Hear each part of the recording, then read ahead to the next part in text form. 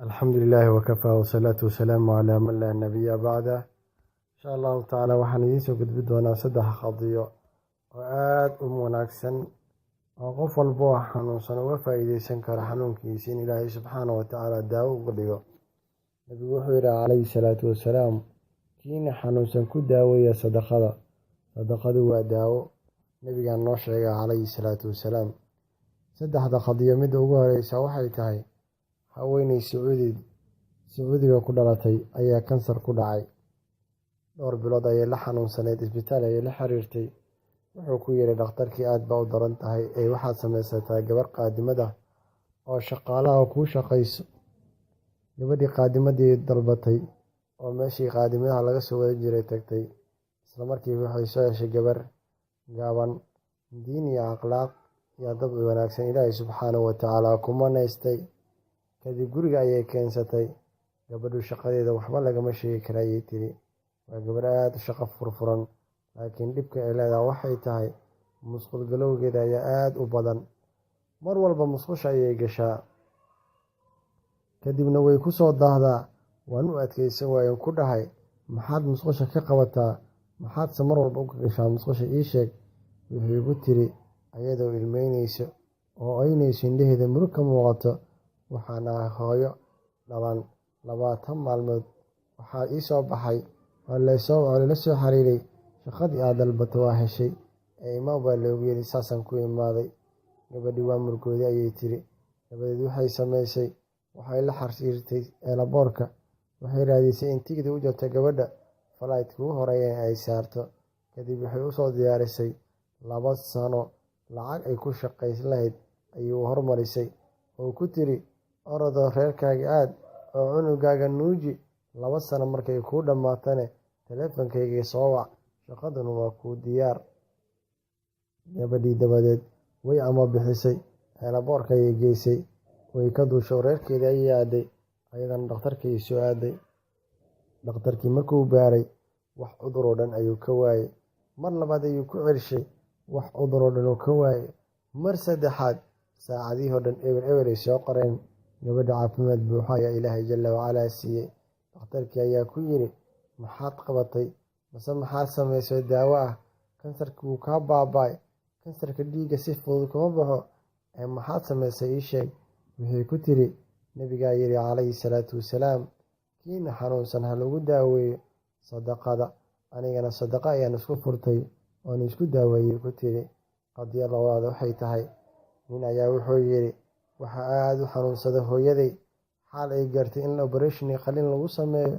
Isbitaalka ayaan geeyay. Waxay ugu amreen dhaqaatiirta si degdeg ah waa in hooyada operation lagu qabtaa oo la qalaa. Waxay geliyeen saaladii jiifka.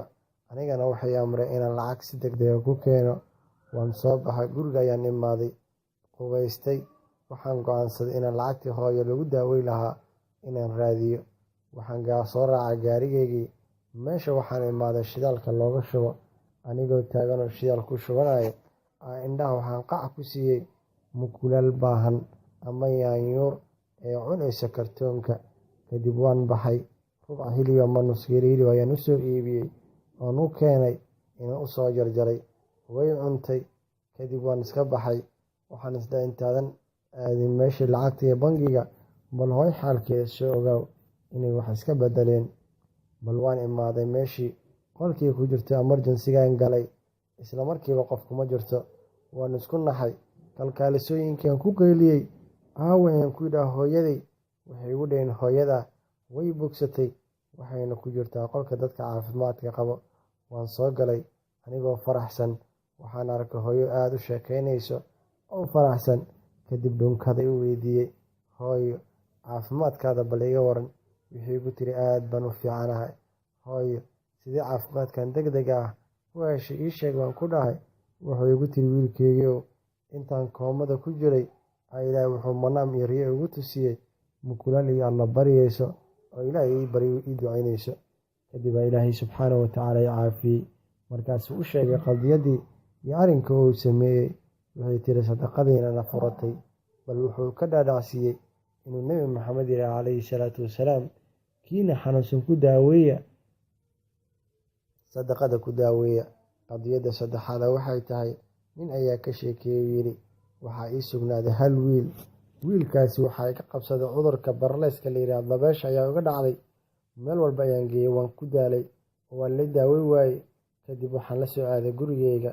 maalin maalmaha ka mid ah waxaan maqlay in nebi maxamed yidhi calayhi salaatu wasalaam, kiina xanuunsan sadaqada ku daaweeya. isla markiiba waxaan guda galay inaan xoolahaygii bixiyo. waxaa ii sugnaaday dibyo fara badan. dibigi ayaan gowrac ku bilaabay, wiilkiina kursigaan u dhigay.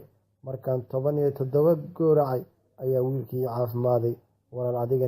walaalka muslimka ah dadkana sii gaarsii, adigana ku dadaal xadiiskaas sidaa u tadbiiqi lahayd, waayo nebigaa yidhi calayhi salaatu wasalaam, sadaqaduna waa daawo. ilaahina subxaanahu watacaala cudurka yar iyo cudurka weynba isku si ayuu u caafiyaa. annaga waxaan aaminsannahay hergebku ilaahay looma barya, cuduro waaweyn ilaahay loo barya, laakiin kan yar iyo kan weyn ilaahay subxaanahu watacaala agtiisa hal mid ay ka yihiin. wasala allahu calaa nabiyina muxamed wacalaa aalihi wasaxbihi wasalama.